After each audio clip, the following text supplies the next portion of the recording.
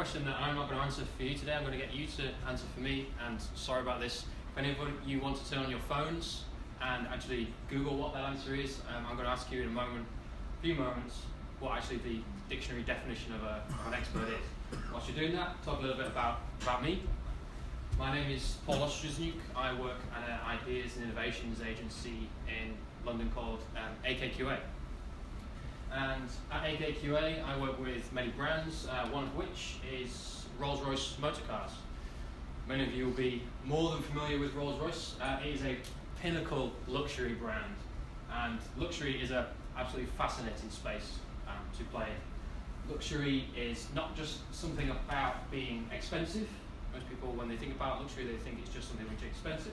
Expensive is a byproduct of rarity, and luxury is based on things being rare, things and experiences being made by brands which take a lot of time, take a lot of quality, a lot of dedication to produce, and things which create a personal connection. So a brand delivers an item, an object, an experience, a feeling, and when it feels special, that's when we can categorize it as luxury.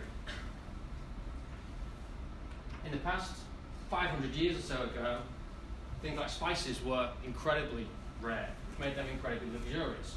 This stuff, nutmeg, was actually more expensive than gold 500 years ago, pound for pound. Incredibly rare. And if any of you ever make a spag bowl, use nutmeg.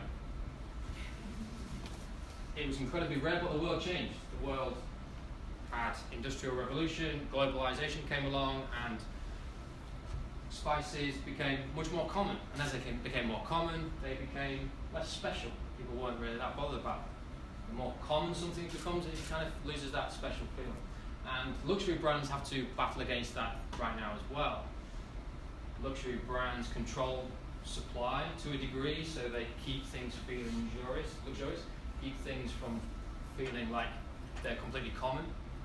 But when you have lots of very, very beautiful and authentic looking fakes in the market, brands kind of lose control of how rare things can be. So the luxury industry is having to adapt to the way the world has adapted, and they move into a space where they provide rare experiences as well as rare products.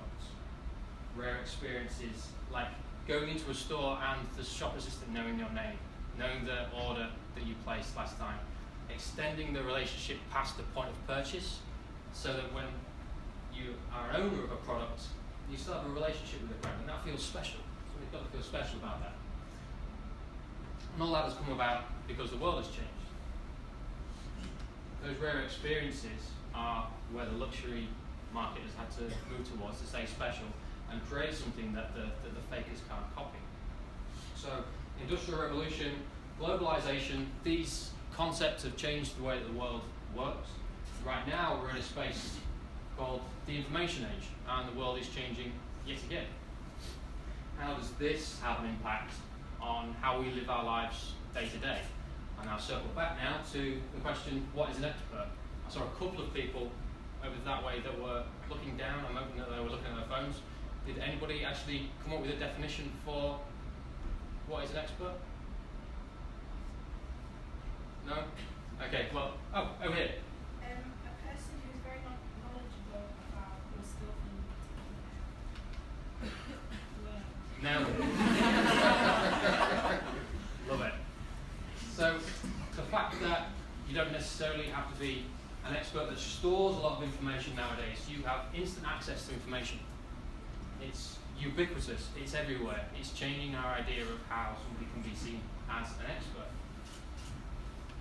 If, as Malcolm Gladwell puts it, it takes 10,000 hours to become an expert through deliberate practice, then can we shorten that time frame now? Because we have access to information. We don't need to go and search for things. We don't need to go and find things and collect things and store things in our minds for a way to become an expert. We can just access things. The information age is shortening that space.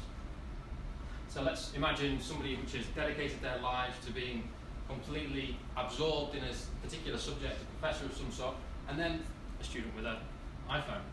Ask them a relatively straightforward question which has a fact-based answer, and they're both going to come back with the same thing. fact that he's storing information in his mind, the fact that this person is accessing information out in the wild, they're both getting to the same point, just using different methods.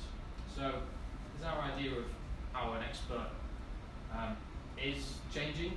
Can we all be seen as experts in lots more things than we were previously? I think that we're moving from a state where, as a society, we need to categorize an expert as somebody who is collecting information, somebody who can store information in their mind. We're moving from information collection to information application.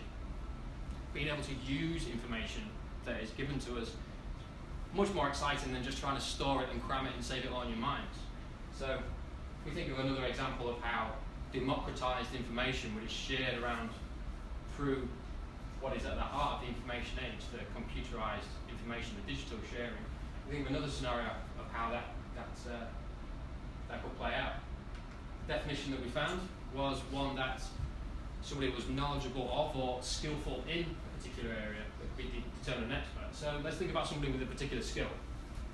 Let's think about a stunt car driver. Hollywood film productions will want to really leverage his skills so that they can actually create awesome, dramatic, exciting, explosive film stunts for car stunts in film. And we have somebody, a woman who is no experience in driving whatsoever, has no license, has never even sat in the driver's seat of a car, sat behind a wheel, but she has an interest in how these things are put together. Can she be, through the information age, be considered an expert in being able to create stunts? Let's think about some crazy stunt.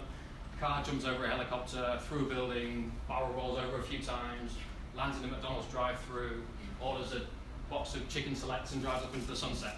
That's the kind of thing that she would be able to model if she gains access to the kind of information which is available to us through autonomous driving cars. We're collecting a lot of information and data that way on how cars interact with weather, interact with times of day, interact with other cars. And she can also find out more information about the weight, the size, the grip level of tyres, speed, physics involved in jumping over a helicopter and things like that. And she can apply all of that information into a model that she can then apply to build out the stunt. So she can use some robotics and also an autonomous driving car to build a way to execute the stunt. So very, very different methods, but because information is available to us in a way that it never has been before, we can actually all become experts in things that traditionally we wouldn't be able to. So she applied a lot of information, but there was one really key thing that she needed to be able to actually execute all of that and actually apply that information, and that thing was her imagination. And this is where I weave my way to actually get to a point. Your imagination is the most spectacular, wonderful thing that any of you own. It is the one thing that will see you through your entire professional, personal lives, and it's the one thing that allows you to use creativity to apply new ways of interpreting and using all the information which is at our fingertips. Imagination is the most important thing that you need to hone. Keep it healthy, keep it vibrant. The best way of doing that, any real way of doing that, is feeding it with lots and lots of inspiration. And the great thing about that is that inspiration is wonderfully fun to go and gather. And in that apprenticeship, we combine people with very, very different skills, very, very different disciplines and backgrounds, and we encourage their imaginations to find products and find solutions to things that already exist or don't exist. Things like wayfinding apps and systems to allow people to navigate around unfamiliar cities. A way of finding 3D models of skateboard tricks so they can be replayed and worked with after. And even a birdhouse, a connected birdhouse that can allow cities to track the population and migration of birds. These students, these apprentices had no ornithological background whatsoever, but they were able to create these products based on the information that they gathered and the imagination that they applied. So the point of my talk right now is use your imagination, feed it with lots and lots of inspiration, and then you can go out and you'll be able to shape the world. Thanks for your time.